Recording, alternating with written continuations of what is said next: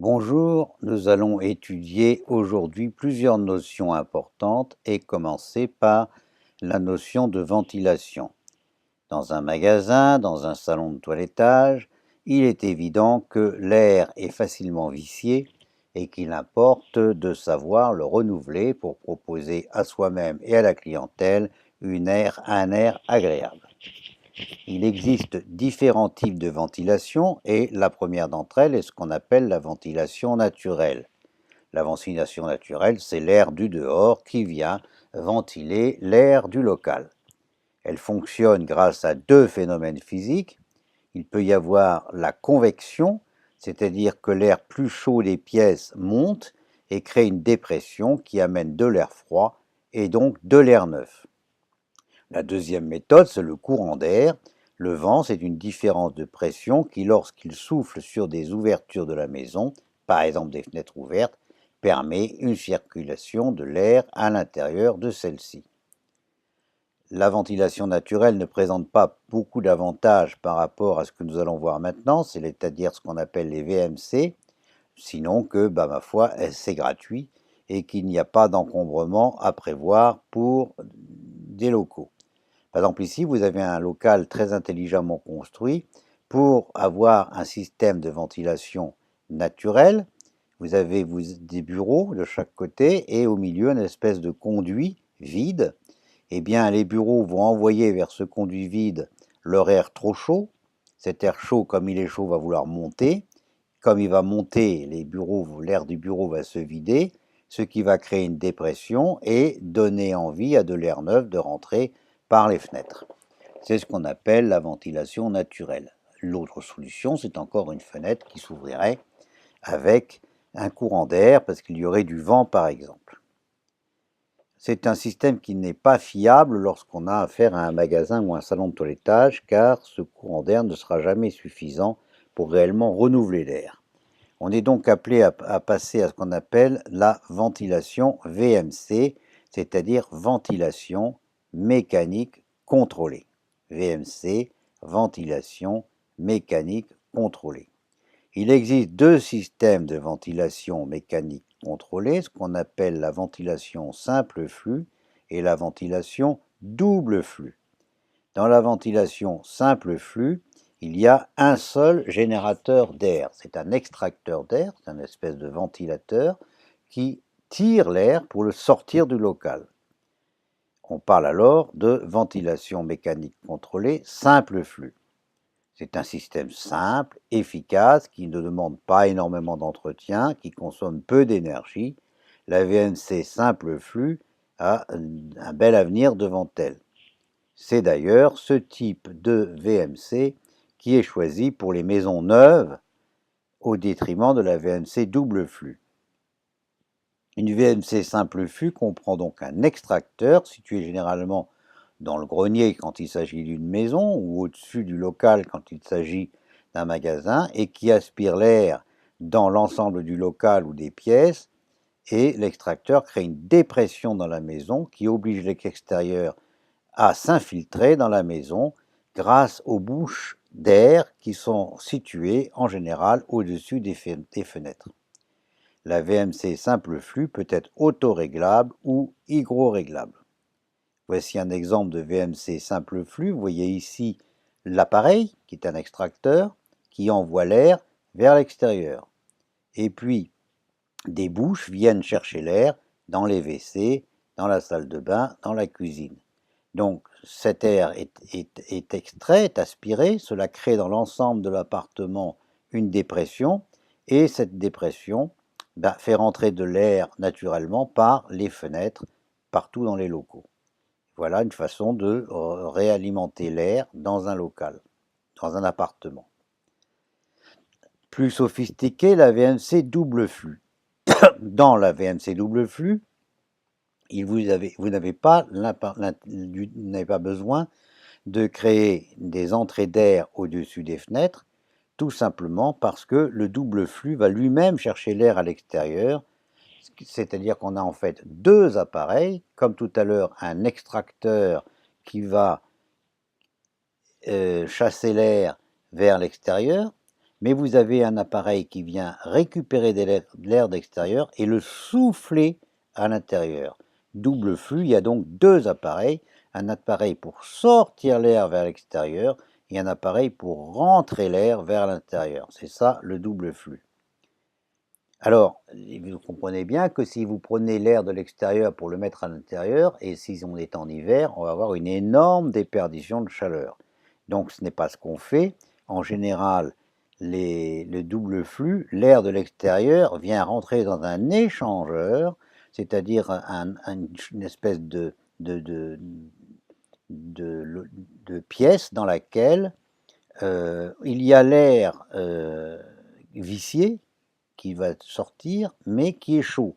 Et l'échangeur va permettre de donner les calories de l'air chaud à l'air froid qui arrive, si bien que ce qui arrive dans l'appartement, c'est un air intermédiaire entre l'air froid de l'extérieur et l'air chaud de l'intérieur. C'est-à-dire qu'on récupère les calories, on récupère la chaleur de l'air qui va sortir vers l'extérieur pour le renvoyer dans l'appartement, ce qui permet une grosse économie d'énergie.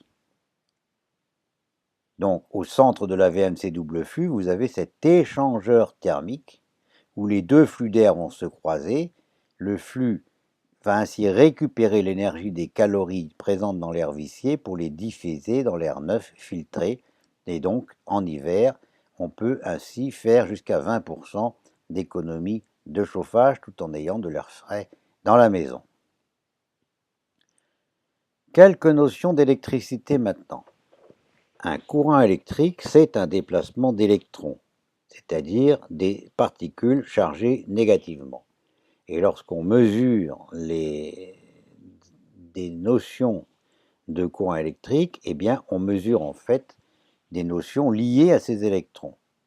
La première chose que l'on mesure, c'est la tension électrique dans un circuit entre un point A et un point B. Une tension électrique est mesurée à l'aide d'un appareil qu'on appelle un voltmètre. Un volt traduit la force électromotrice et la différence de potentiel entre deux points d'un circuit. En clair, le courant électrique, c'est un déplacement d'électrons, je le répète. Pour les faire se déplacer, s'il n'y a pas quelque chose qui les pousse à se déplacer, ils ne se déplacent pas. Il faut donc un générateur de courant qui va créer un déséquilibre de charge afin d'attirer et de repousser les électrons.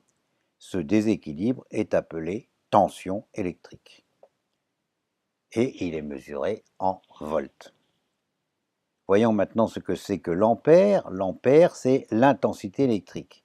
C'est l'unité de mesure de l'intensité d'un courant, c'est-à-dire on va mesurer le flux d'électrons dans un conducteur. On peut en gros comparer le déplacement d'électrons à un circuit d'eau dans un tuyau.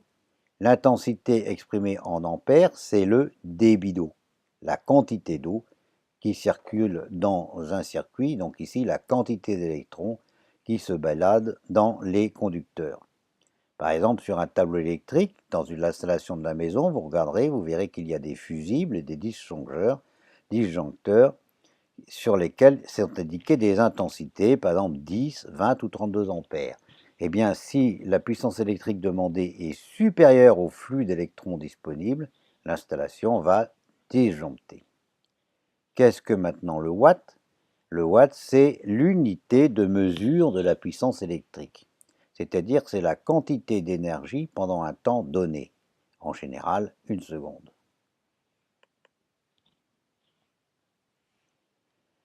Le terme vient d'un ingénieur qui s'appelait justement Watt. Alors en électricité, retenez absolument cette formule, puissance égale tension multipliée par électricité. La puissance est le produit de la tension par l'intensité.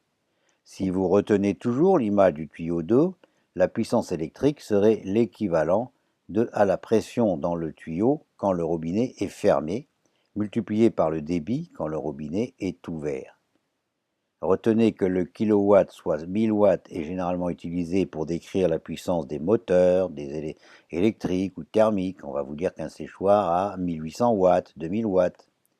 Le mégawatt ou million de watts désigne les unités de production électrique. Une éolienne, par exemple, les grandes éoliennes que vous voyez déploient environ 1 mégawatt, tandis qu'un réacteur nucléaire va déployer jusqu'à 900 ou 1000 mégawatts, c'est-à-dire ce qu'on appelle un gigawatt. Quand il s'agit de mesurer la consommation d'électricité des habitations, on parle de watt-heure, ou plus exactement de kilowatt-heure. Donc retenez cette formule tout à fait importante, puissance égale tension multipliée par intensité. Par exemple, si vous avez une tension de 12 volts avec un courant de 5 ampères, la puissance c'est 5 fois 12 égale 60 watts. La puissance égale la tension par l'intensité. Quelques mots sur la sécurité des installations électriques. Pour garantir votre propre sécurité, celle de votre habitation, des mesures de sécurité ont été prévues aux différents niveaux de l'installation. Il y a d'abord ce qu'on appelle la prise de terre. La mise de la terre permet de garantir que le débit électrique d'un appareil qui serait défectueux ne passe pas à la terre par vous, ce qui vous tuerait. Cette mise à la terre va dévier les courants de défaut vers la terre afin d'éviter que tout risque électrique d'électrocution lorsqu'un utilisateur touche des appareils ou prises défectueux. La prise de terre est reliée au coffret de répartition via un conducteur et ces conducteurs, vous devez les repérer, sont toujours jaunes et verts. La couleur jaune et vert indique qu'il s'agit de ce qu'on appelle la prise de terre, c'est-à-dire la prise qui permet d'aller vers la terre et de sécuriser l'appareil. Qu'est-ce qu'un disjoncteur?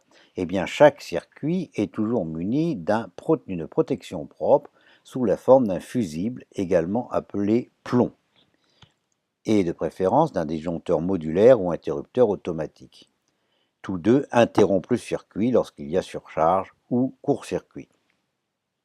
Le niveau normal de protection doit correspondre à la puissance électrique autorisée du conducteur. Par exemple, un circuit lumineux raccordé à un conducteur de 1,5 mm² doit être protégé par un disjoncteur automatique de 16 ampères. Sinon, le conducteur pourrait surchauffer et provoquer un incendie.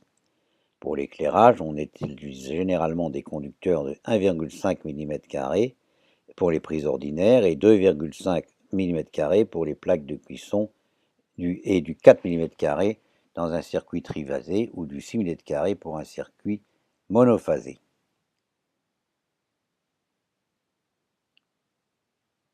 Je vous remercie de votre attention.